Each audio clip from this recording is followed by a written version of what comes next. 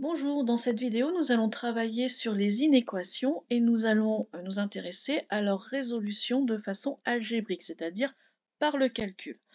On peut résoudre des inéquations à l'aide de courbes de fonctions notamment, mais ça fait l'objet d'une autre vidéo à laquelle je vous renvoie si vous n'en avez pas eu connaissance. Donc ici, nous allons faire un petit peu tout d'abord le parallèle avec les équations. Ce qu'était une équation, c'était une égalité. Une inéquation, c'est une inégalité. Et dans notre équation, nous avions une expression littérale avec une lettre que l'on appelait l'inconnu. Dans une inégalité, dans une inéquation, on va aussi avoir cette même lettre qu'on va appeler l'inconnu. Et le but de notre travail, c'est de résoudre l'inéquation, c'est-à-dire d'aller chercher toutes les valeurs de notre inconnu pour que notre inégalité soit vraie, soit correcte. Et j'insiste bien sur ce toutes les valeurs. Je vous explique. En exemple, j'ai pris 3x plus 4 strictement plus petit que 7. Je vais donc aller chercher les valeurs de x pour lesquelles c'est vrai. Mais je peux en trouver comme ça assez naturellement. Je peux trouver par exemple x égale 0.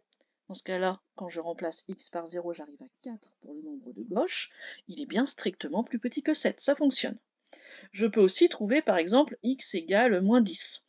À ce moment-là, 3 fois moins 10, ça fait moins 30, plus 4, j'arrive à moins 26, qui est bien strictement plus petit que 7. Mais ce ne sont que des exemples. Le but est de trouver toutes les valeurs pour lesquelles ça marche. C'est ça, résoudre l'inéquation. C'est pas juste donner ces quelques exemples, c'est vraiment toutes ces valeurs.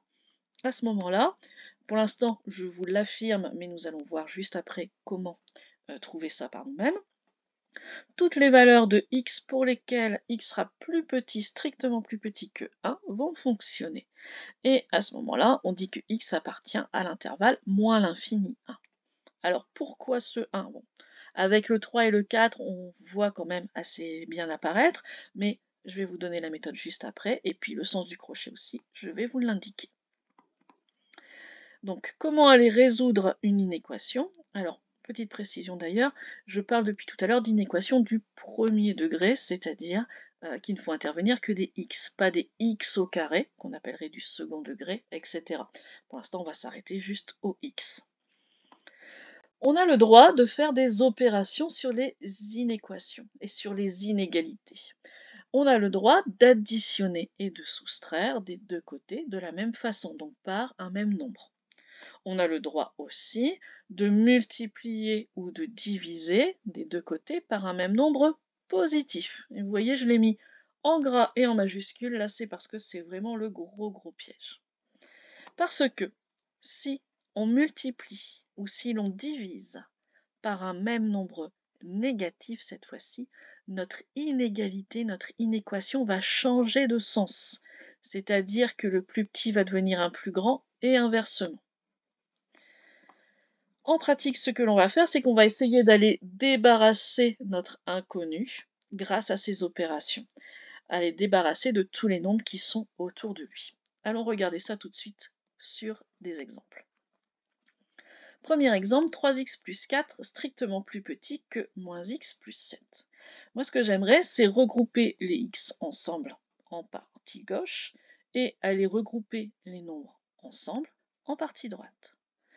Pour cela, donc, pour débarrasser le moins x du membre de droite, je peux aller le contrer en faisant un plus x. Mais si je fais un plus x ici à droite, je vais aussi faire un plus x à gauche. Le voilà ici apparaissant en rouge. De la même façon, le plus 4 qui était à gauche, j'aimerais bien aller le regrouper avec le 7. Pour contrer un plus 4, je dois faire moins 4. Si je le fais à gauche, ça va bien faire partir. Et si je le fais à droite, 7 moins 4, je vais arriver à 3. Donc j'arrive maintenant à une inéquation 4x strictement plus petit que 3. Il me reste à débarrasser du 4. Le x étant multiplié par 4, pour contrer cette opération, je vais faire une division par 4. Et c'est le moment où je dois avoir un gros panneau rouge qui s'allume dans ma tête. Je suis en train de diviser. Donc je fais attention. Je divise, mais par un nombre positif. Donc je peux continuer très naturellement. Alors 3 divisé par 4 va me donner 0,75. Donc je vais obtenir comme solution de mon équation x est inférieur, strictement inférieur à 0,75, que je pourrais inscrire de façon d'intervalle de moins l'infini à 0,75 crochet ouvert. Deuxième inéquation pour vous montrer les petites subtilités, moins 2x moins 5 plus grand ou égal à 4. À ce moment-là, donc je vais passer le moins 5 dans le membre de droite en ajoutant 5, ce qui va me permettre de contrer. J'arrive donc à moins 2x supérieur ou égal à 9. Jusque-là, tout se passe bien.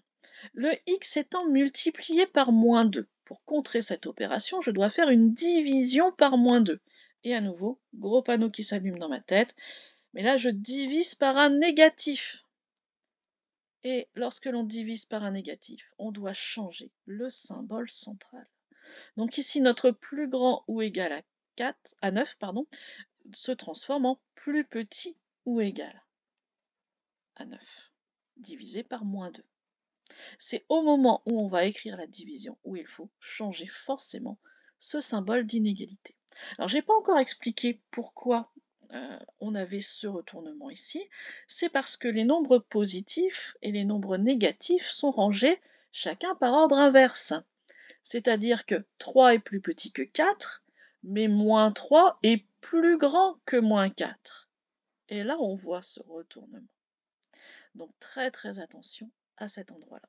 Puis on peut continuer tranquillement. On fait notre division. On arrive à x plus petit ou égal à moins 4,5. Donc vraiment, le plus important, c'est de reprendre, si je reviens sur mon cours, voilà, si je reprends ce panneau, attention. C'est la vraie seule différence avec les équations. Voilà pour cette vidéo. Au revoir.